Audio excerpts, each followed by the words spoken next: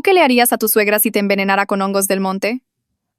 El domingo pasado, en la cena familiar, mi suegra salió de la cocina cargando un tazón enorme de risotto. Hice algo especial esta noche, anunció.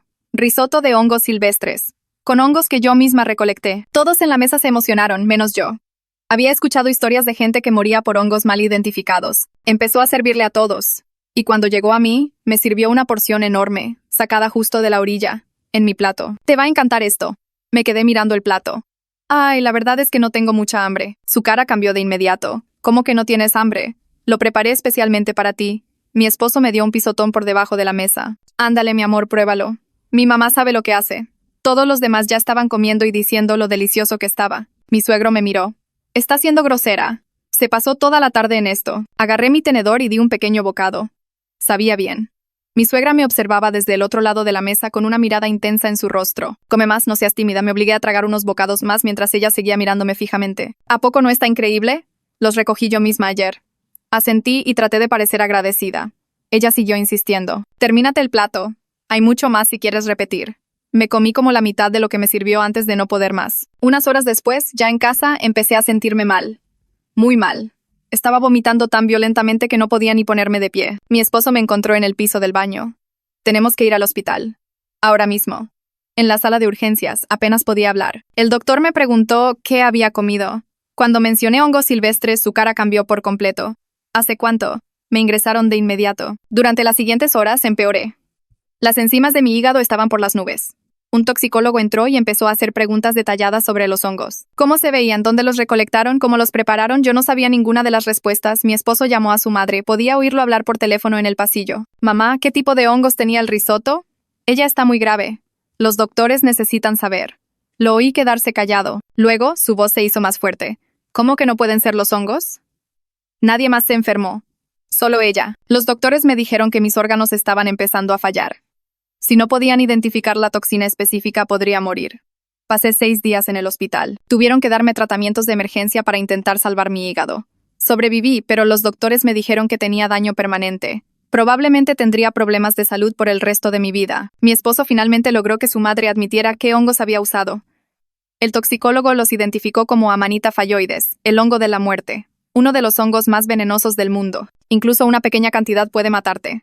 Cuando mi suegra fue a visitarme al hospital, actuó como si hubiera sido un trágico accidente. Llevo décadas recolectando. Nunca había cometido un error así. No sé cómo pasó. Pero algo no me cuadraba. Mi esposo empezó a hacer preguntas. Condujo hasta el bosque donde su madre dijo haber recogido los hongos. No había hongos de la muerte creciendo allí. Revisó la casa de ella mientras estaba en el trabajo. En su recámara encontró un libro de identificación de hongos con los hongos de la muerte marcados con un círculo en pluma roja. Luego encontró su teléfono. Había un mensaje de texto para su tía del día anterior a la cena. Por fin le voy a demostrar que no está a la altura de mi mijo. Regresó al hospital y me enseñó el mensaje. Ambos nos quedamos mirando el texto. Él confrontó a su madre esa noche. Al principio, ella negó todo, pero finalmente se derrumbó llorando. Admitió que quería enfermarme un poquito para avergonzarme frente a la familia. No pensó que sería tan grave. Solo quería que yo vomitara en la cena o tuviera que correr al baño. Quería humillarme. Mi esposo se sentó al borde de mi cama de hospital con la cabeza entre las manos. No sé qué hacer. Es mi mamá. Le dije que quería presentar cargos. Ella intentó matarme. Me miró con lágrimas en los ojos. Por favor, no mandes a mi mamá a la cárcel. Cometió un error horrible, pero no quería que llegara tan lejos. ¿No podemos simplemente sacarla de nuestras vidas? Lo miré fijamente. La mujer que le dio la vida me había envenenado y me había causado daño orgánico permanente. Y él me estaba pidiendo que lo dejara pasar. Lo miro sentado ahí, al borde de mi cama de hospital, con lágrimas en los ojos. Y algo dentro de mí simplemente se rompe, no de forma dramática, sino como una grieta silenciosa que sé que no sanará. La mujer que lo trajo al mundo me dio de comer hongos de la muerte a propósito. Me causó un daño orgánico que tendré el resto de mi vida, y él quiere que lo deje pasar porque es familia. Ya ni siquiera puedo mirarlo a la cara. Volteo la cabeza hacia la ventana y me tiemblan las manos. Necesito tiempo para pensar, le digo. Pero no es realmente cierto. Lo que realmente necesito es que se vaya, porque cada segundo que pasa aquí sentado, pidiéndome que proteja a su madre, me hace sentir más sola de lo que me he sentido en toda mi vida. Intenta tomar mi mano, pero la aparto. Se levanta lentamente y puedo oírlo llorar, pero no me volteo. La puerta se cierra y por fin estoy sola. Tomo mi teléfono de la mesita de noche y mis manos tiemblan tanto que casi lo tiro. Busco en mis contactos hasta que encuentro el nombre de Sofía. Contesta al segundo timbrazo y apenas puedo articular las palabras. ¿Puedes venir al hospital? Te necesito. Ella no hace preguntas, solo dice que estará allí en una hora. Cuelgo y me quedo mirando el techo, tratando de no pensar en cómo la persona con la que me casé acaba de pedirme que deje libre a la mujer que intentó asesinarme. Sofía llega exactamente 53 minutos después. Lo sé porque he estado mirando el reloj. Entra por la puerta cargando una bolsa de la cafetería. Me mira a la cara e inmediatamente se echa a llorar. Deja caer la bolsa en la silla, se acerca a la cama y simplemente me toma de la mano. No hablamos al principio. Ella llora y yo lloro, y me aprieta la mano tan fuerte que casi duele, pero lo necesito. Después de un rato empiezo a contarle todo. Sobre el mensaje de texto que encontró Juan. Sobre el libro de hongos con los hongos de la muerte circulados en rojo. Sobre cómo Clara admitió que quería enfermarme para avergonzarme. Sobre cómo Juan acaba de estar aquí sentado pidiéndome que no presente cargos. La cara de Sofía pasa de la tristeza a la ira tan rápido que casi no la reconozco. ¿Qué te pidió qué? Su voz es más fuerte de lo que esperaba. Se lo digo de nuevo y ella se levanta y empieza a caminar de un lado a otro. Eso es una locura. De verdad es una locura. Está negando con la cabeza y mueve las manos como lo hace cuando está muy alterada. Le digo que él dijo que su madre cometió un error y no quería que llegara tan lejos. Sofía deja de caminar y me mira. Sabes que eso es pura basura, ¿verdad? Ella circuló los hongos de la muerte en un libro. Envió un mensaje de texto diciendo que te demostraría que no eres suficiente. Eso no es un error. Sofía se sienta de nuevo y toma mis dos manos. Me mira directamente a los ojos y su voz es más tranquila ahora pero firme. Lo que Juan te está pidiendo que hagas es completamente irracional, y tú lo sabes. Asiento, porque sé que es verdad, pero necesitaba oírlo de alguien más. Ella continúa. Piénsalo de esta manera. Si tu mamá hubiera envenenado a Juan y le hubiera causado daño orgánico permanente, ¿tú le pedirías que simplemente lo olvidara? Niego con la cabeza. Exacto.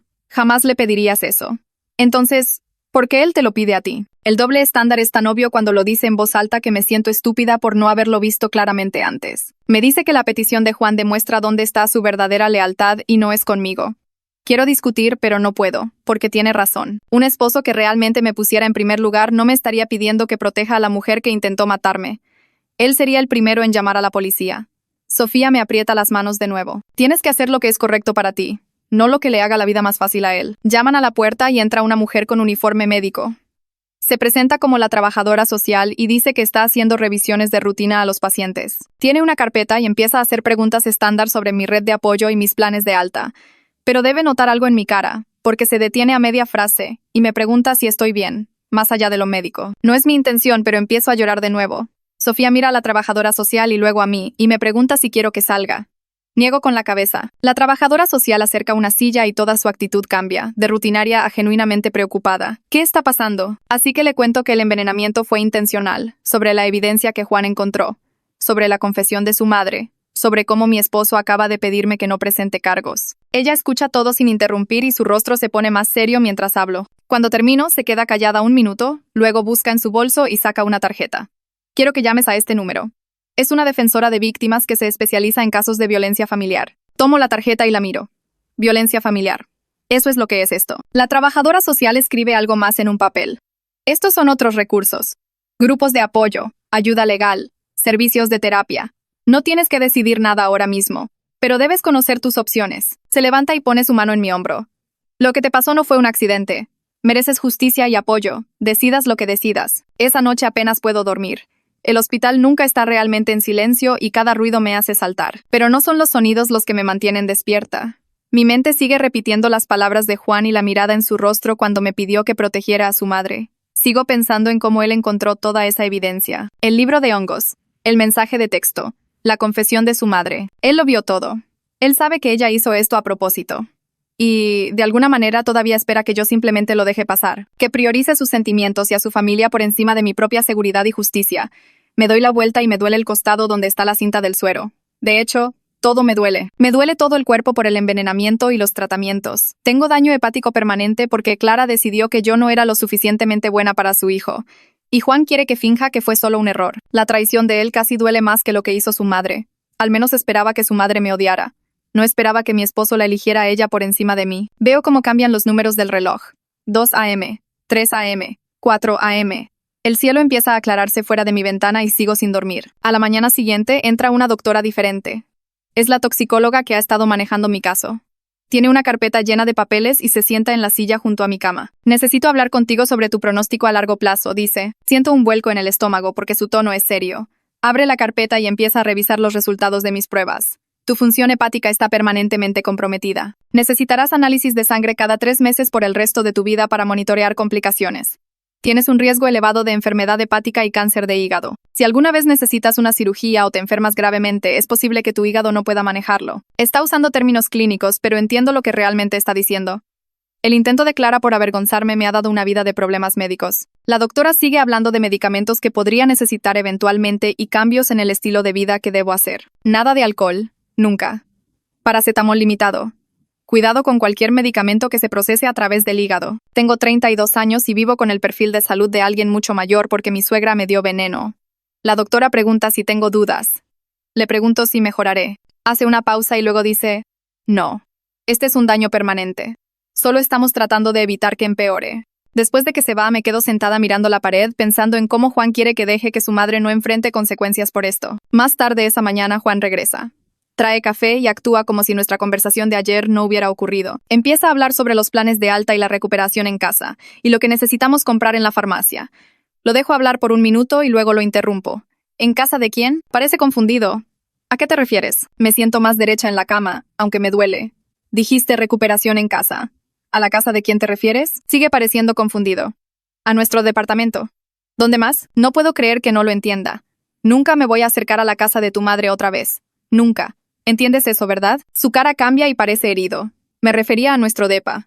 No estaba hablando de la casa de mis papás, pero el hecho de que no entendiera de inmediato por qué nunca me sentiría segura cerca de su familia otra vez me dice todo lo que necesito saber. Se sienta en la silla y se pasa las manos por el cabello. Esto va a ser difícil por un tiempo, pero lo superaremos. Casi me río. Él cree que esto es algo que simplemente superaremos, como una mala racha. No entiende que su madre intentó matarme y él me pidió que la protegiera. Eso no es algo que simplemente superas. Miro a Juan y le pregunto algo que debía haberle preguntado ayer. ¿Le has contado a tu padre sobre la evidencia que encontraste? Se mueve incómodo en su silla y no me mira a los ojos. Le conté algo. Espero. ¿Qué le dijiste exactamente? Juan suspira. Que ella se siente terrible. Siento que mis manos se cierran en puños. ¿Le contaste sobre el mensaje de texto? ¿Sobre el libro de hongos con los hongos de la muerte circulados en rojo? ¿Sobre cómo admitió que quería enfermarme a propósito? Se queda callado. ¿Le dijiste algo de eso? Juan niega con la cabeza. No quería destruir a la familia. Y ahí está. Ya ha decidido proteger a su madre. Encontró toda esa evidencia y me la mostró, pero no se lo va a decir a nadie más. Está esperando que yo simplemente acepte guardar silencio. Me doy cuenta de que él nunca quiso realmente que yo tomara mi propia decisión sobre presentar cargos. Solo quería que yo tomara la decisión que él quería. Entonces, ¿vas a dejar que todos piensen que fue un accidente? Me mira y sus ojos son suplicantes. No tiene que ser un gran escándalo. Podemos simplemente seguir adelante. Me volteo, apartándome de él, porque ya no soporto mirarlo a la cara. Sofía regresa alrededor del mediodía y observa a Juan con cuidado cuando él está en la habitación. Él es amable con ella, pero hay tensión. Él hace plática trivial sobre el trabajo y el clima, y Sofía da respuestas cortas. Después de unos 20 minutos, él dice que va por un café y se va. Tan pronto como se cierra la puerta, Sofía se vuelve hacia mí. ¿Estás bien? Me encojo de hombros. Se acerca más a la cama. Me preocupa lo que va a pasar cuando te vayas a casa con él. No digo nada porque a mí también me preocupa. Sofía sigue hablando. ¿Te va a presionar constantemente para que dejes esto? ¿Vas a estar segura tomando decisiones que enojen a su familia? No lo había pensado de esa manera, pero tiene razón. Si presento cargos, toda su familia me odiará. Y estaré viviendo con Juan, quien claramente quiere que proteja a su madre. ¿Y si trata de convencerte de que no lo hagas todos los días? ¿Y si su familia empieza a llamar y a aparecerse? Mis preocupaciones son exactamente las que ella está diciendo. No sé si pueda manejar ese tipo de presión mientras intento recuperarme de haber sido envenenada. Sofía se sienta en el borde de la cama. Tal vez deberías quedarte en otro lugar por un tiempo, con tus papás o conmigo. Solo hasta que aclares las cosas. Le digo que lo pensaré, pero ya estoy bastante segura de que tiene razón. Esa tarde llaman de nuevo a la puerta y entra la hermana de Juan, Patricia. Me tenso de inmediato, asumiendo que está aquí para defender a Clara. Probablemente toda la familia se ha unido alrededor de la pobre mamá que cometió un error inocente. Pero Patricia viene directamente a la cama y me abraza con cuidado, evitando los sueros. Lo siento muchísimo, dice. Estoy tan sorprendida que no sé qué decir. Patricia se aparta y se sienta en la silla. Juan me llamó ayer y me lo contó todo. El mensaje de texto, el libro de hongos, todo. Niega con la cabeza. Sinceramente, no me sorprende. He tenido mis propios problemas con ella a lo largo de los años. Esto no es lo que esperaba. Patricia parece cansada y triste. Mi mamá siempre ha sido controladora y celosa cuando se trata de sus hijos varones. Ha ahuyentado a otras novias antes. Hizo que la última novia de Juan fuera tan miserable que la pobre chica terminó con él solo para alejarse de la familia. Me quedo mirando a Patricia porque es la primera vez que alguien de la familia de Juan reconoce que Clara podría ser realmente un problema. Simplemente. Nunca pensé que llegaría tan lejos. Nunca pensé que realmente lastimaría a alguien. Patricia me toma la mano y la aprieta. Decidas lo que decidas, yo te apoyo. Si presentas cargos, te respaldaré. Mi mamá necesita enfrentar las consecuencias por una vez en su vida. Miro a Patricia y algo hace clic en mi cabeza sobre por qué esto se siente tan calculado. Ella se mueve en la silla y mira hacia la puerta antes de continuar. Clara siempre ha tenido problemas con las mujeres con las que Juan salía, me dice. Siempre encontraba maneras de hacerlas sentir mal recibidas o que no eran lo suficientemente buenas. Juan tuvo una novia antes que yo, una mujer llamada Raquel, que duró casi 2 años.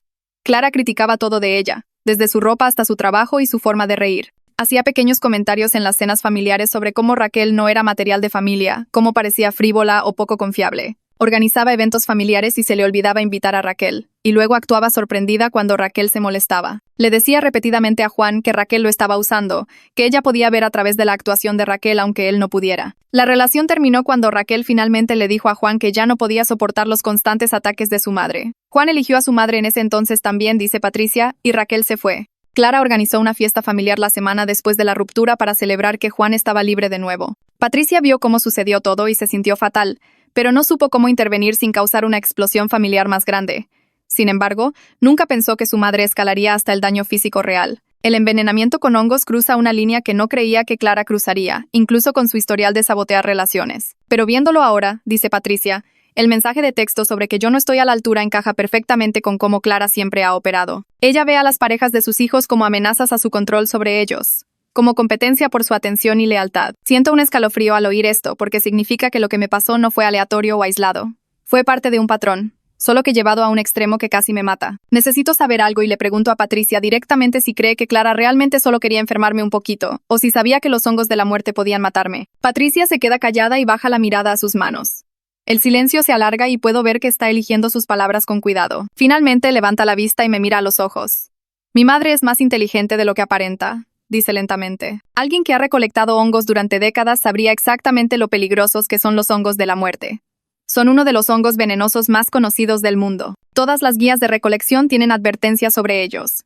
Todo recolector experimentado sabe que debe evitarlos por completo. La idea de que Clara los recogió por accidente o pensó que solo causarían un leve malestar estomacal no tiene sentido con su nivel de experiencia. Patricia no dice las palabras directamente, pero el significado es claro. Ella cree que su madre sabía exactamente lo que estaba haciendo cuando me dio esos hongos. Cree que Clara tenía la intención de causar un daño grave, tal vez incluso la muerte. La implicación queda entre nosotras como una presencia física. Siento que mis manos empiezan a temblar, porque escucharlo de alguien de la familia de Juan lo hace más real. Su propia hermana cree que su madre intentó matarme a propósito. No avergonzarme, no enfermarme un poquito, matarme. La puerta se abre y Juan entra de nuevo, sosteniendo una taza de café. Se detiene cuando ve a Patricia todavía sentada allí y la atmósfera en la habitación cambia de inmediato. El aire se siente espeso e incómodo. Nos mira a las dos con sospecha en su rostro y pregunta de qué hemos estado hablando. Patricia no duda ni trata de suavizarlo. Le dice directamente que ella me apoya si decido presentar cargos. Dice que su madre cruzó una línea que no se puede descruzar y que debe haber consecuencias. El rostro de Juan se pone pálido y luego rojo. Mira a su hermana como si acabara de abofetearlo. Le pregunta cómo puede traicionar a su madre, cómo puede ponerse de mi lado por encima de la familia. Su voz se eleva y otros pacientes o enfermeras en el pasillo podrían oírlo, pero no parece importarle. Patricia mantiene la calma y su voz no se eleva para igualar la de él. Le dice que no está traicionando a nadie. Que Clara traicionó la decencia humana básica cuando envenenó deliberadamente a alguien. Familia no significa proteger a la gente que comete crímenes. Familia no significa encubrir un intento de homicidio. Juan empieza a caminar de un lado a otro al pie de mi cama y tiene las manos cerradas en puños. No está amenazante, solo agitado y molesto. Sigue diciendo que su madre cometió un error. No quería que fuera tan grave. Está arrepentida, se supone que las familias se perdonan. Su voz tiene un filo de desesperación que lo hace sonar más joven, como un niño tratando de convencerse de algo que no cree del todo. Patricia contrarresta cada punto metódicamente, sin emocionarse. Le pregunta si sería tan indulgente si alguien fuera de la familia me hubiera hecho esto. Si un extraño te hubiera envenenado y te hubiera dado daño orgánico permanente, ¿le estarías pidiendo que lo deje pasar? Si mi madre te hubiera envenenado a ti, ¿pensarías que el perdón es apropiado? Juan no tiene buenas respuestas para ninguna de estas preguntas. Balbucea y sigue volviendo a lo mismo sobre la familia, la lealtad y dar segundas oportunidades. Patricia señala que su madre tuvo décadas de oportunidades para ser una persona decente y en lugar de eso eligió envenenar a alguien. Señala el mensaje de texto, los hongos circulados en el libro, la mentira sobre dónde los recolectó. Nada de eso es consistente con un error inocente. El rostro de Juan se descompone y se sienta pesadamente en la otra silla, Me mira con lágrimas empezando a formarse en sus ojos. Le dice a Patricia que ella no entiende, que ella no estaba allí. No sabes lo que es ver a tu madre derrumbarse llorando, admitiendo que cometió un error horrible. La expresión de Patricia se suaviza ligeramente, pero su voz se mantiene firme. Le dice que sí entiende que es doloroso. Pero el dolor no cambia los hechos. Nuestra madre cometió un crimen grave y casi mata a alguien. El hecho de que esté llorando por eso ahora no deshace el daño. Juan pone la cabeza entre sus manos y sus hombros tiemblan. La discusión parece agotarse de él de golpe. Patricia se levanta y viene a darme un abrazo cuidadoso. Me dice de nuevo que apoya lo que sea que yo decida y que puedo llamarla cuando sea. Mira a Juan y su expresión es triste pero resuelta. Le dice que lo quiere, pero que no puede apoyarlo en proteger a su madre de las consecuencias que se ganó. Luego se va, y la habitación se siente aún más pequeña conmigo y Juan solos. Él se queda sentado en la silla sin mirarme durante varios minutos. Puedo oír su respiración, irregular, como si tratara de no llorar más fuerte. Finalmente, levanta la vista y su cara está roja y mojada por las lágrimas. Me dice que sabe que su madre estuvo mal. Sabe que lo que hizo fue terrible. Pero no puedo soportar la idea de que vaya a la cárcel. Sigue siendo mi mamá y a pesar de todo la quiero. Estoy aterrado de perderla. Aterrado de lo que la prisión le haría. Ya no es una mujer joven y la idea de ella en una celda me hace sentir físicamente enfermo. Dice todo esto mientras llora y siento un breve destello de simpatía por él. Está en una posición imposible y puedo ver cuánto dolor siente. Pero entonces, recuerdo dónde estoy yo. Estoy en una cama de hospital con daño hepático permanente. Yo soy la que casi muere. Yo soy la que necesitará monitoreo médico por el resto de mi vida. Su madre me hizo esto deliberadamente y él me está pidiendo que la proteja de enfrentar cualquier consecuencia real por ello. Le digo a Juan que entiendo que quiera a su madre. Entiendo que esto es difícil para él. Pero necesito que entiendas lo que realmente me estás pidiendo. Me estás pidiendo que viva con problemas de salud permanentes mientras mi atacante no enfrenta nada. Me estás pidiendo que me presente en reuniones familiares y finja que todo está bien, mientras la mujer que me envenenó se sienta frente a mí en la mesa. Me estás pidiendo que cargue con el peso de este trauma completamente sola, para que tu familia pueda mantenerse cómoda y evitar la vergüenza de tener a una criminal entre ellos. Le digo que me está pidiendo que priorice sus sentimientos y la libertad de su madre por encima de mi propia seguridad y mi derecho a la justicia. Cada palabra lo hace llorar más fuerte, pero no retira su petición. No dice que me apoyará sin importar lo que yo decida. Solo se queda ahí sentado, llorando, y me doy cuenta de que él ya tomó su decisión. Está eligiendo a su madre. Está esperando que, si llora lo suficiente y se ve lo suficientemente miserable, yo me sienta demasiado culpable como para presentar cargos. La manipulación de esto me hace enojar de una manera que no había sentido antes durante toda esta pesadilla. Volteo mi cara lejos de él porque ya no puedo mirarlo sin sentir asco. El teléfono de la mesita de noche suena más tarde esa noche, después de que Juan se ha ido. Es la defensora de víctimas que Sofía me ayudó a contactar. Su voz es profesional pero cálida y me pregunta si es un buen momento para hablar. Le digo que sí y ella se lanza a una explicación detallada de mis opciones. Me explica el proceso para presentar cargos paso a paso. Necesitaría dar una declaración formal a la policía. Ellos recolectarían toda la evidencia, incluyendo el mensaje de texto, el libro de identificación de hongos, el testimonio del toxicólogo y la confesión parcial de Clara. El fiscal revisaría todo y decidiría si presentar cargos. Si proceden, habría un juicio, a menos que Clara acepte un acuerdo de culpabilidad. La defensora es honesta conmigo en que los casos de violencia familiar son complicados. Los jurados a veces sienten simpatía por los miembros de la familia y los abogados defensores son buenos para crear duda razonable. Pero también me dice que tengo evidencia inusualmente fuerte. El mensaje de texto muestra premeditación. El libro de hongos muestra investigación. El toxicólogo puede testificar que una recolectora experimentada sabría cuán mortales son esos hongos. Mis registros médicos prueban la gravedad del daño. Dice que es un caso sólido, aunque nada está garantizado. Me explica los posibles resultados, que van desde libertad condicional hasta un tiempo significativo en prisión, dependiendo de los cargos que presente el fiscal y lo que decida un jurado. Habla durante casi 30 minutos y yo tomo notas en un bloc de papel que me dio el hospital.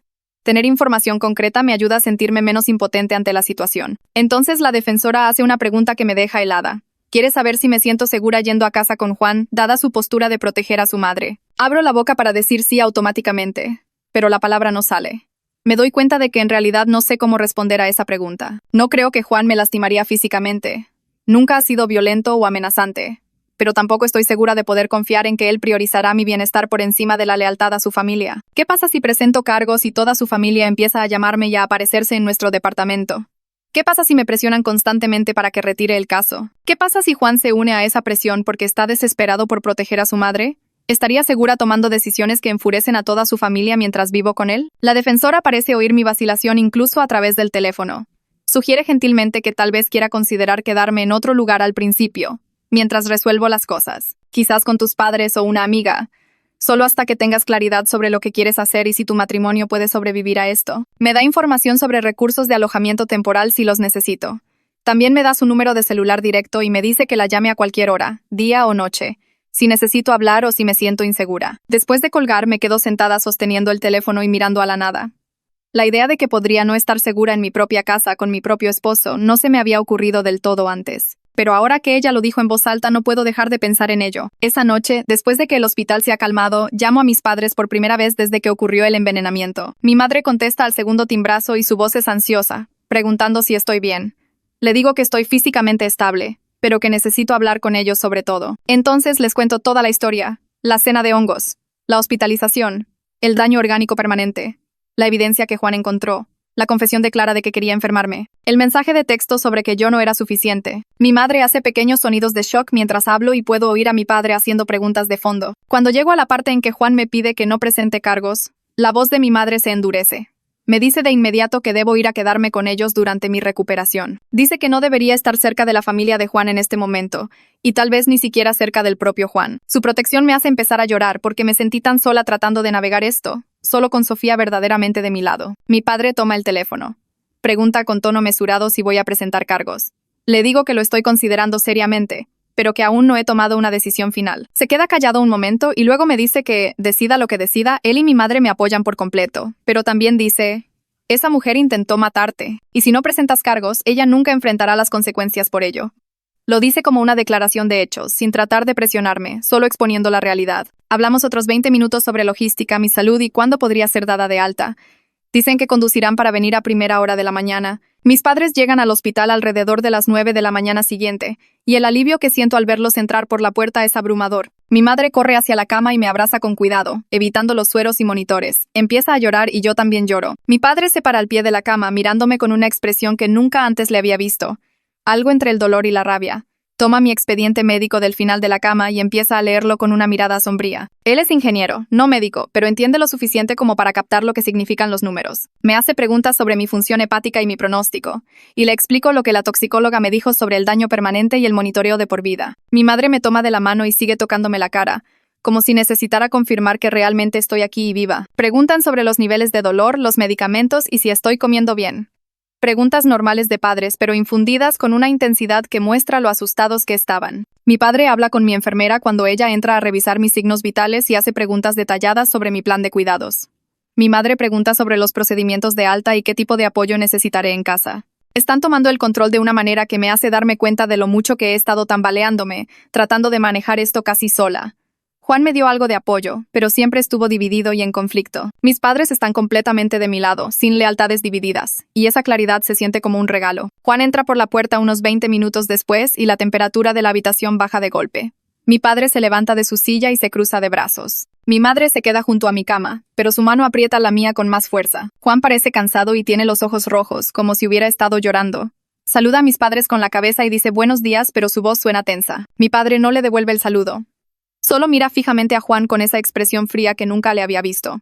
Mi madre hace un pequeño gesto hacia la silla vacía, pero nadie se mueve para sentarse. El silencio se alarga hasta que se vuelve doloroso. Finalmente, mi padre habla y le pregunta directamente a Juan qué cree que debería pasarle a Clara. El rostro de Juan se pone pálido y empieza a hablar sobre cómo es su madre y las familias cometen errores y la gente merece perdón. Dice que Clara no quería que las cosas llegaran tan lejos y que está arrepentida, y que destrozar a la familia no arreglará lo que pasó. La expresión de mi padre se vuelve aún más fría mientras Juan habla. Cuando Juan termina su discurso sobre la lealtad familiar y las segundas oportunidades, mi padre le dice, con esa voz tranquila y controlada, que su madre cometió un intento de homicidio. Le dice que si Juan no puede ver eso, entonces él es parte del problema. Juan parece sorprendido y empieza a discutir, pero mi padre lo interrumpe. Señala que yo estoy acostada en una cama de hospital con daño orgánico permanente porque Clara deliberadamente me dio veneno. Le pregunta a Juan si se sentiría de la misma manera si un extraño me hubiera hecho esto. Request Reds ya está en Spotify.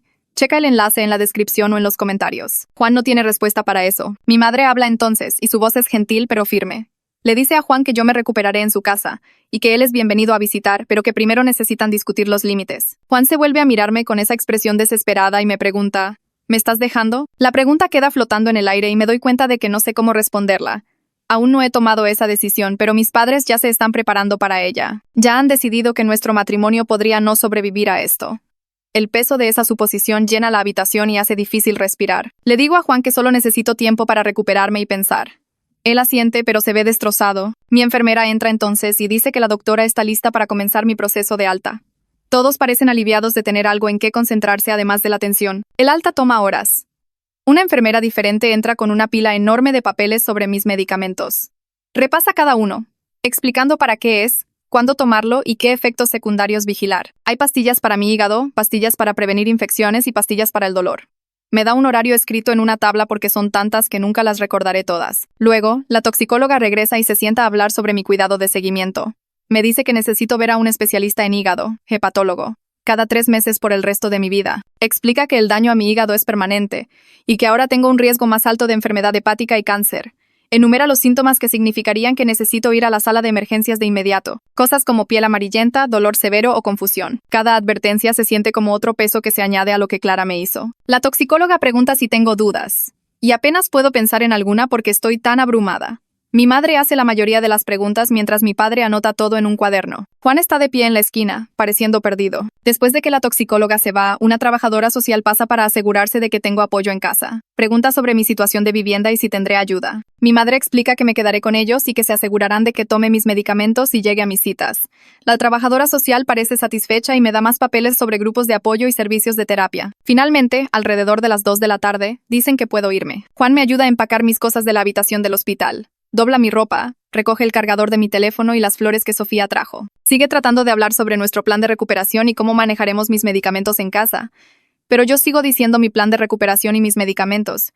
Y puedo ver que él nota la diferencia. Cada vez que él dice nuestro y yo digo mi, su rostro se descompone un poco más. Cuando todo está empacado, me pregunta si podemos hablar en privado antes de que me vaya con mis padres.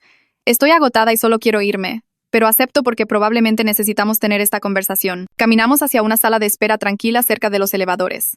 Juan toma mis manos y me mira con lágrimas en los ojos. Me dice que me ama, que lamenta lo que hizo su madre y que sabe que no es justo lo que está pidiendo. Espero a que diga algo que mejore esto. Pero entonces empieza a hablar de todo lo que él ha perdido.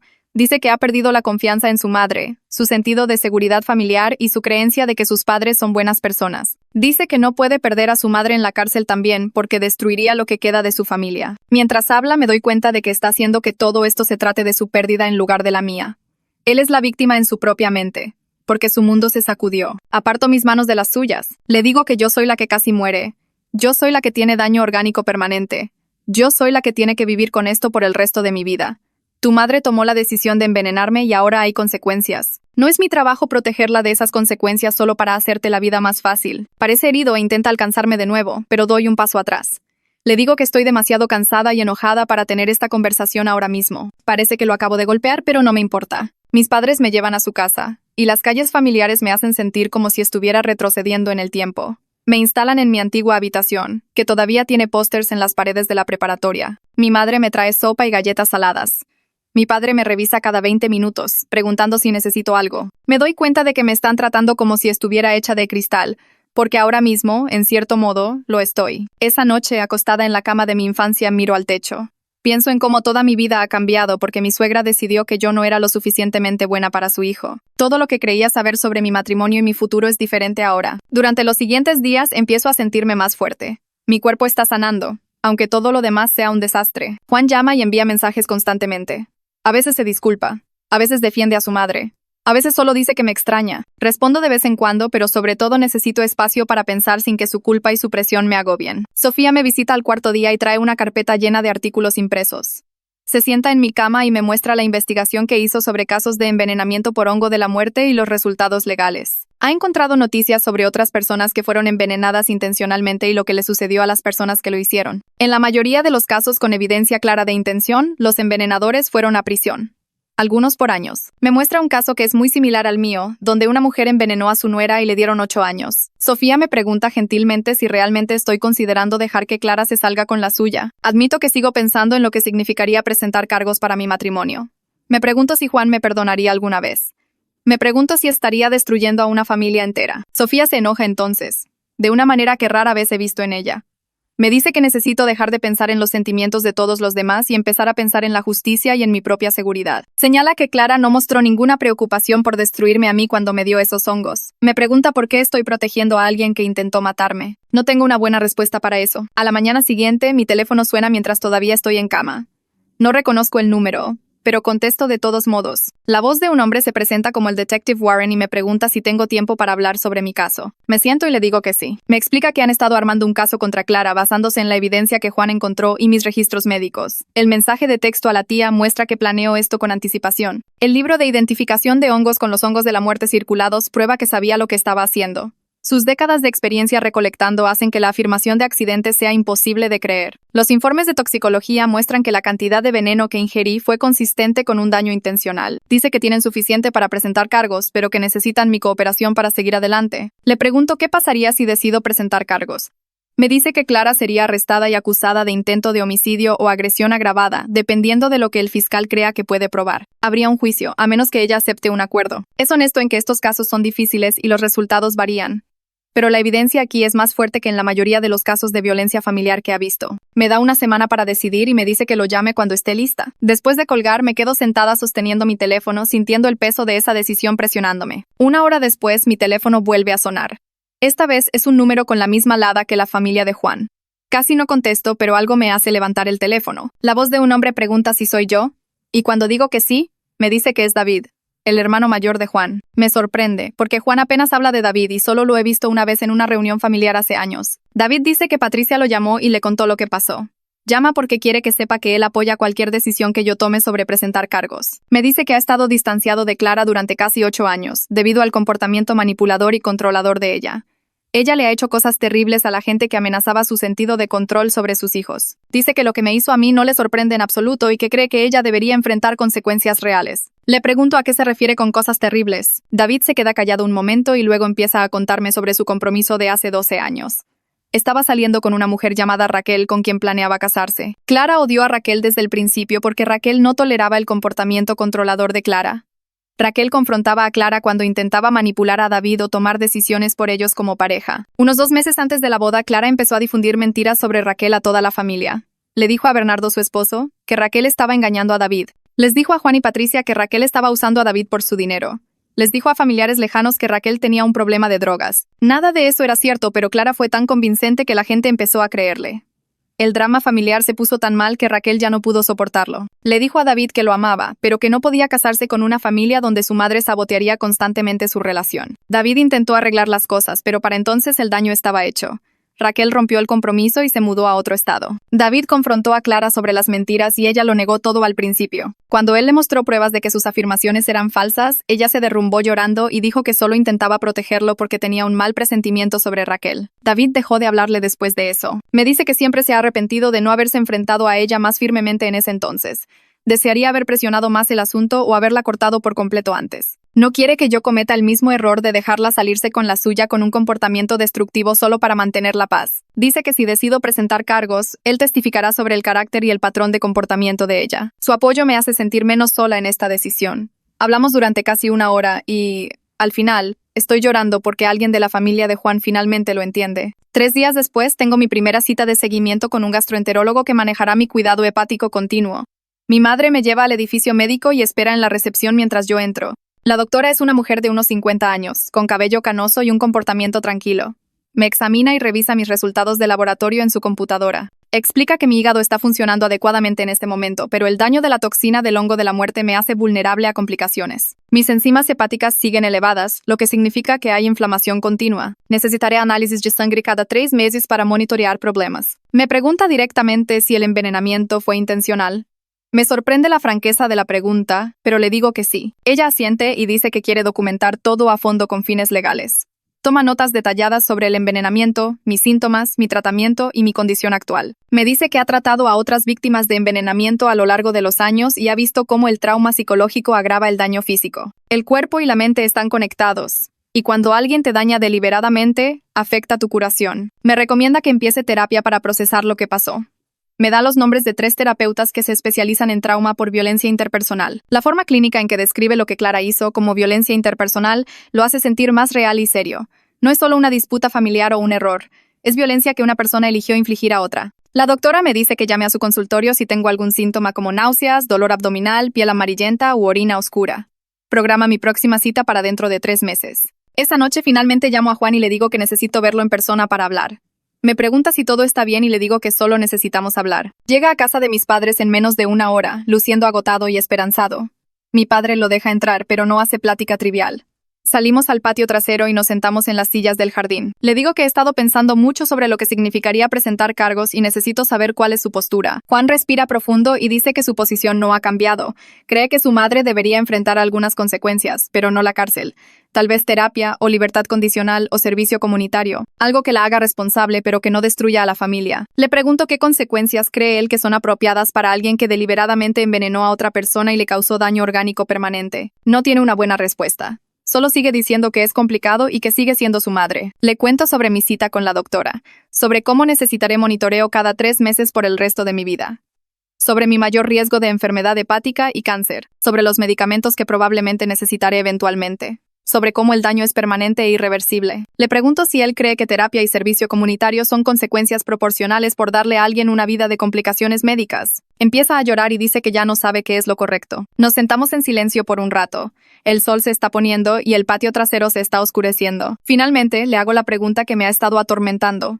Si nuestras posiciones estuvieran invertidas, si mi madre te hubiera envenenado a ti y te hubiera dado daño permanente, ¿presentarías cargos o la protegerías? Se queda callado por un largo tiempo. Observo su rostro en la luz que se desvanece y puedo ver que realmente lo está pensando. Entonces admite. Probablemente presentaría cargos. La admisión queda entre nosotros y ninguno de los dos sabe qué decir después de eso. Le digo a Juan que necesito más tiempo para decidir, pero que también necesito que deje de presionarme para proteger a su madre. Necesito que apoye cualquier decisión que yo tome, incluso si no es la que él quiere. Me pregunta si estoy diciendo que nuestro matrimonio depende de esto. Me doy cuenta de que eso es exactamente lo que estoy diciendo. Se ve devastado, pero asiente. 3 días después, me siento frente a la defensora de víctimas en su oficina y ella extiende papeles sobre el escritorio entre nosotras. Me explica que presentar cargos no garantiza que Clara vaya a prisión porque podría haber acuerdos de culpabilidad, libertad condicional o sentencias suspendidas, pero no presentar cargos garantiza que ella no enfrente ninguna consecuencia legal en absoluto. Me mira directamente y me pregunta, ¿con qué puedes vivir a largo plazo? ¿Qué decisión puedes tomar y no arrepentirte dentro de 20 años? Le digo que necesito pensarlo y ella asiente, deslizando su tarjeta de presentación por el escritorio. Esa noche, acostada en la cama de mi infancia, pienso en el mensaje de texto que Clara le envió a la tía de Juan. Por fin le voy a demostrar que no está a la altura de mi mijo. Pienso en cómo me observaba comer los hongos envenenados con esa mirada intensa. Cómo siguió presionándome para que comiera más. Pienso en cómo lo negó todo al principio, hasta que Juan la confrontó con la evidencia que encontró. Pienso en cómo afirmó que fue un accidente, cuando tiene décadas de experiencia recolectando y sabría exactamente cómo se ven los hongos de la muerte. A la mañana siguiente, estoy sentada en la mesa de la cocina de mis padres cuando me golpea con total claridad. Clara sabía exactamente lo que estaba haciendo cuando eligió los hongos de la muerte. Eligió los hongos más mortales que pudo encontrar porque quería lastimarme gravemente. Su historia de querer enfermarme un poquito es solo otra mentira para minimizar lo que hizo. Sigue tratando de controlar la narrativa y evitar consecuencias reales. Tomo mi teléfono y llamo al detective. Mi mano tiembla mientras le digo que quiero presentar cargos. Él suena aliviado y dice que comenzará el proceso de inmediato. Después de colgar, me quedo sentada allí por un largo tiempo, solo sosteniendo mi teléfono. A pesar de mi nerviosismo por lo que viene, siento que algo se asienta dentro de mí. Un sentido de rectitud, por elegir la justicia por encima de proteger a las personas que me lastimaron. Espero hasta la tarde para llamar a Juan, porque quiero que lo escuche de mí primero. El teléfono suena 4 veces antes de que conteste. Hay un largo silencio después de que le digo mi decisión y luego pregunta si estoy segura, si realmente he pensado en lo que esto significa para nosotros. Le digo que no he pensado en otra cosa durante días y que he decidido que no puedo vivir dejando que su madre no enfrente consecuencias por casi matarme. Su voz se quiebra cuando vuelve a hablar. Dice que entiende, pero no sé si puedo seguir casado con alguien que manda a mi madre a la cárcel. Mi corazón se rompe, pero le digo que esa es su decisión, así como presentar cargos es la mía. Ambos lloramos en el teléfono, y luego la línea se corta sin que ninguno de los dos diga adiós. Salgo al patio trasero y me siento en la silla del jardín donde Juan y yo hablamos hace solo unos días. Mi madre me encuentra allí 20 minutos después con lágrimas corriendo por mi cara. Se sienta a mi lado y me atrae hacia su hombro mientras yo sollozo sobre cómo estoy perdiendo mi matrimonio porque elegí la justicia. Ella me acaricia el cabello y me dice, no estás perdiendo tu matrimonio por tu elección. Lo estás perdiendo porque Juan eligió a su madre por encima de ti. La distinción importa, aunque el dolor se sienta exactamente igual. Los siguientes días se vuelven borrosos, con llamadas de abogados y policías mientras el caso avanza. El detective llama para decirme que están construyendo un caso sólido con el mensaje de texto, el libro de identificación de hongos, el testimonio del toxicólogo y la confesión parcial de Clara a Juan. Están buscando cargos de intento de homicidio y agresión con intención de causar daño corporal grave. Me explica el proceso en una línea de tiempo y yo anoto todo, aunque apenas puedo concentrarme. Mi teléfono suena a las 7 de la mañana 3 días después y veo el nombre de Juan en la pantalla. Cuando contesto, su voz está llena de ira y dolor. Me dice que he destruido a su familia, que su madre está traumatizada por haber sido arrestada, que su padre está teniendo problemas de salud por el estrés. Le digo que su madre se destruyó a sí misma cuando decidió envenenarme, y que no aceptaré la culpa por las consecuencias de las acciones de ella. Me cuelga a media frase. Patricia llama esa misma tarde y su voz es gentil.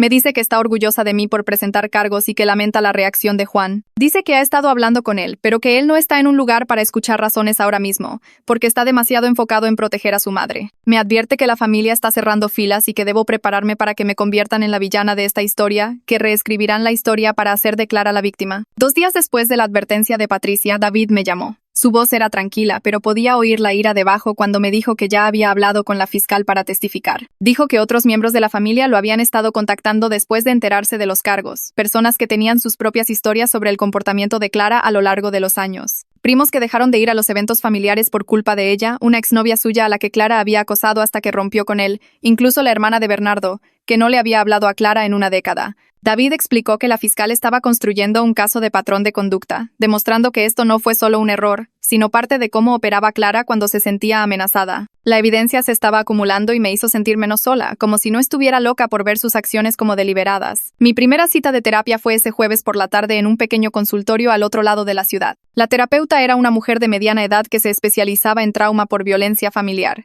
Y a los 10 minutos de sentarme, empecé a llorar. Le dije que me sentía culpable por presentar cargos, aunque sabía que Clara me había envenenado a propósito, que seguía pensando en el dolor de Juan y en su familia desmoronándose. Ella escuchó atentamente y luego me preguntó por qué creía yo que mis sentimientos importaban menos que los de ellos. No tuve una buena respuesta. Me explicó que había sido condicionada por Juan y su familia para poner la comodidad de ellos por encima de mi propia seguridad. Que este tipo de pensamiento no ocurre de la noche a la mañana, sino que se construye a través de cientos de pequeños momentos en los que mis necesidades fueron descartadas. Dijo que aprender a priorizarme a mí misma llevaría tiempo y trabajo, pero era necesario si quería sanar. Salí sintiéndome agotada, pero también como si alguien finalmente me hubiera dado permiso para estar enojada. La fiscal me llamó 3 días después con noticias que no esperaba. El abogado de Clara la había contactado sobre un acuerdo de culpabilidad, ofreciendo declararse culpable de un cargo menor a cambio de libertad condicional en lugar de tiempo en prisión. La fiscal explicó que los juicios son impredecibles, que los jurados pueden ser influenciados por las tácticas de la defensa, y que un acuerdo de culpabilidad garantizaría que Clara enfrente algunas consecuencias. Me preguntó qué pensaba y le dije que necesitaba tiempo para considerarlo. Pasé esa noche despierta, tratando de averiguar qué significaba realmente la justicia para mí, si algún resultado se sentiría como suficiente. La defensora de víctimas me ayudó a analizar mis opciones cuando nos reunimos a la mañana siguiente. Me explicó que la agresión agravada con un acuerdo de culpabilidad probablemente significaría libertad condicional, servicio comunitario y terapia obligatoria,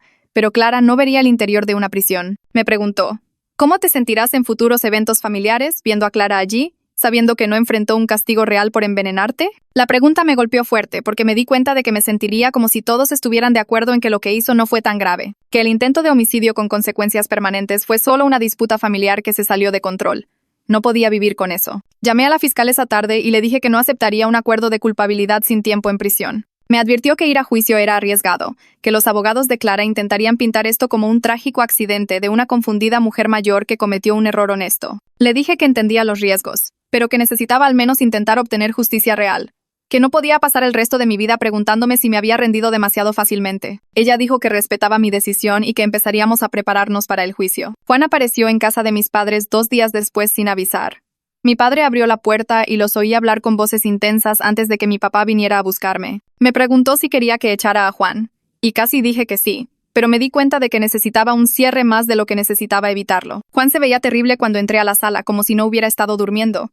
Preguntó si podíamos hablar en privado y salimos al patio trasero. Me dijo que los abogados de su madre pensaban que podían ganar en el juicio, que la historia del accidente era creíble porque Clara había estado recolectando durante décadas sin problemas. Luego me pidió una vez más que retirara los cargos. Dijo que no era demasiado tarde para detener esto. Lo miré, de pie allí en el patio de mis padres, y me di cuenta de que ya no reconocía al hombre con el que me casé. La persona de la que me enamoré nunca me pediría que protegiera a alguien que me lastimó tan gravemente. Nunca pondría la libertad de su madre por encima de mi derecho a la justicia. Le dije que no iba a retirar los cargos y que pensaba que necesitábamos empezar a hablar de la separación, que no podía estar casada con alguien que valoraba la comodidad de su madre por encima de mi seguridad. Su rostro se descompuso, pero me sentí extrañamente tranquila al decirlo en voz alta. Juan se fue sin discutir y volví adentro para encontrar a mi madre esperando en la cocina. Empecé a llorar y ella me abrazó mientras yo sollozaba por perder mi matrimonio. Me dijo que hice lo correcto, que no puedes construir una vida con alguien que te pide que minimices tu propio trauma. Mi padre entró y agregó que cualquier hombre que no defienda a su esposa no merece ser esposo. Sus palabras dolieron porque eran verdad. El caso avanzó hacia el juicio durante las siguientes semanas y pasé horas preparándome con la fiscal. Repasamos mi testimonio repetidamente. Practicamos responder las posibles preguntas de la defensa. Discutimos cada pieza de evidencia y lo que probaba. Me mostró fotos del libro de identificación de hongos con los hongos de la muerte circulados en pluma roja. Revisamos la línea de tiempo del mensaje de texto. Me explicó cómo el toxicólogo testificaría sobre la naturaleza deliberada del envenenamiento. Me dijo que yo era una testigo fuerte y que la evidencia era convincente, pero que no podía prometer un resultado porque los jurados eran impredecibles. La fecha del juicio llegó más rápido de lo que esperaba y me sentí enferma al entrar al juzgado esa mañana. Sofía me llevó, mis padres nos siguieron en su auto y nos encontramos todos afuera del gran edificio de piedra en el centro. Mis manos temblaban mientras pasábamos por seguridad y encontrábamos la sala del tribunal. Vi a Juan de inmediato, sentado en el lado izquierdo de la sala con su padre Bernardo. Estaban en el lado de la sala de Clara, literalmente posicionados como sus apoyos, mientras yo me sentaba en el lado opuesto con mi familia. La imagen visual de esa división, de Juan eligiendo sentarse con la mujer que me envenenó en lugar de apoyar a su esposa, confirmó lo que ya sabía. Nuestro matrimonio estaba acabado, y lo había estado desde el momento en que me pidió que dejara que su madre se saliera con la suya tras un intento de homicidio. El juicio comenzó 3 semanas después y me senté en la primera fila de la sala del tribunal, viendo al equipo de defensa de Clara preparar sus tableros de presentación. Su abogada era una mujer de unos 50 años que sonreía cálidamente al jurado durante las declaraciones iniciales y les mostraba fotos de Clara en reuniones familiares, abrazando a sus nietos, sirviendo la cena de Navidad, viéndose como la dulce abuela de cualquiera. La defensa llamó a testigos de carácter que hablaron sobre su trabajo voluntario en la iglesia, sus décadas de recolección exitosa, su reputación como experta en hongos cuidadosa y conocedora. Pintaron la imagen de un accidente trágico, una recolectora experimentada que cometió un terrible error después de años de práctica segura. La fiscal se levantó y destruyó metódicamente esa narrativa pieza por pieza. Mostró el mensaje de texto en una pantalla grande para que el jurado lo leyera. Presentó el libro de identificación de hongos como prueba y mostró cómo los hongos de la muerte estaban circulados en pluma roja, con notas en los márgenes sobre los niveles de toxicidad. Llamó al toxicólogo que me había tratado, y él explicó con detalle clínico cómo funciona el envenenamiento por hongo de la muerte, cómo las toxinas destruyen las células del hígado, cómo incluso los recolectores experimentados saben que estos hongos son mortales. Mostró al jurado fotos de los hongos de la muerte y explicó que sus características distintivas los hacen casi imposibles de confundir con variedades comestibles si sabes lo que estás buscando. La fiscal presentó mis registros médicos, página tras página, documentando los tratamientos de emergencia, la falla orgánica, el daño permanente. Mostró al jurado gráficos de mis niveles de enzimas hepáticas durante esos 6 días en el hospital, los picos peligrosos que indicaban que estaba muriendo. La defensa intentó argumentar que Clara creía genuinamente que los hongos eran seguros, que ella comió del mismo lote sin enfermarse. Pero la fiscal señaló que las porciones de todos los demás provenían del centro del tazón, mientras que la mía provino justo de la orilla, donde Clara había colocado específicamente los hongos contaminados. En el segundo día del juicio, subí al estrado y la fiscal me guió a través de la cena con un detalle insoportable. Describí cómo Clara insistió en que comiera, cómo me observaba con esa mirada intensa, cómo siguió presionándome para que me terminara el plato. Testifiqué sobre la enorme porción que me dio en comparación con todos los demás, sobre cómo me sirvió desde el borde mismo del tazón. Describí las horas de vómito violento, la sala de emergencias, los doctores diciéndome que mis órganos estaban fallando. Hablé sobre despertar cada mañana en el hospital sin saber si sobreviviría, sobre los tratamientos que sentía que me estaban matando mientras intentaban salvarme. La abogada de Clara me contrainterrogó e intentó sugerir que estaba exagerando la gravedad de mi enfermedad o recordando mal los detalles de la cena. Me preguntó si estaba segura de que Clara me estaba mirando específicamente a mí, o si podría haberlo imaginado debido a mi ansiedad por los hongos silvestres. Cuestionó si realmente recordaba de qué parte del tazón provenía mi porción, o si estaba reconstruyendo recuerdos basándome en lo que quería creer. Pero los registros médicos no mentían, y la fiscal tenía fotos del hospital que mostraban lo enferma que realmente estaba. El toxicólogo subió al estrado nuevamente y explicó que los hongos de la muerte están entre las especies mortales más conocidas, que cualquier recolector con décadas de experiencia los reconocería absolutamente. Testificó que la cantidad de toxina en mi sistema era consistente con un envenenamiento intencional en lugar de una contaminación accidental, que la contaminación cruzada no produciría ese nivel de envenenamiento en una sola persona. Mostró al jurado estudios científicos sobre la toxicidad del hongo de la muerte y explicó por qué la historia de Clara sobre un error inocente no coincidía con la evidencia médica. David testificó a continuación, y vi cómo la cara de Clara se ponía pálida mientras su hijo subía al estrado en su contra. Le contó al jurado sobre el historial de su madre de atacar a las mujeres que se acercaban a sus hijos, sobre cómo ahuyentó a su prometida años atrás a través de manipulación y mentiras. Describió su patrón de control y celos, cómo no podía soportar que nadie amenazara su posición como la mujer más importante en la vida de sus hijos. Habló sobre el libro de identificación de hongos que había visto en casa de ella durante años, cómo ella le había mostrado ese libro exacto cuando le enseñaba sobre recolección cuando era niño, cómo le había señalado específicamente los hongos de la muerte como los más peligrosos que debía evitar. La defensa intentó desacreditarlo como un hijo amargado con ganas de vengarse, pero su testimonio coincidía con demasiados detalles que otras pruebas ya habían establecido. El jurado deliberó durante 6 horas. Me senté en el pasillo con mis padres y Sofía, incapaz de comer o beber nada. Juan se sentó en el lado opuesto del pasillo con Bernardo. Ninguno de los dos miraba en mi dirección. Patricia se sentó conmigo y me tomó de la mano cuando el alguacil nos llamó de regreso a la sala del tribunal. El presidente del jurado se puso de pie y leyó el veredicto. Culpable de los cargos de agresión agravada. No culpable de intento de homicidio. Sentí que todo mi cuerpo se entumecía mientras las palabras se registraban. Clara hizo un sonido de ahogo y empezó a llorar. Bernardo la rodeó con el brazo.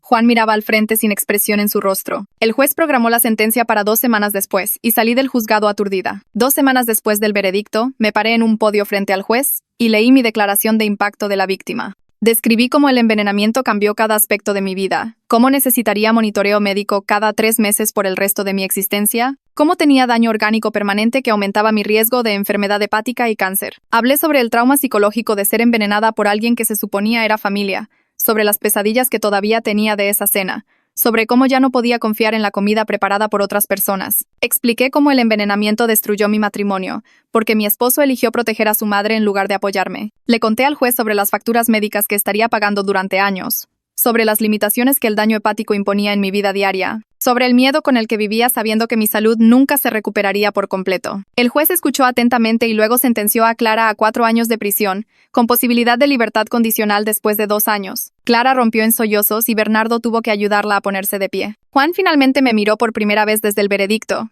y sus ojos estaban llenos de algo que no pude descifrar, tal vez ira, o dolor, o ambos. Salimos de la sala del tribunal y Patricia me abrazó en el pasillo, diciéndome que hice lo correcto, que tal vez esto finalmente obligaría a su madre a enfrentar consecuencias reales por sus acciones. Me sentí vacía más que victoriosa, drenada de todo excepto agotamiento. Juan pasó a mi lado sin decir una palabra y Bernardo me lanzó una mirada de puro odio antes de seguir a su hijo. Fui a casa de mis padres y dormí 14 horas. A la semana siguiente solicité el divorcio y Juan no lo impugnó.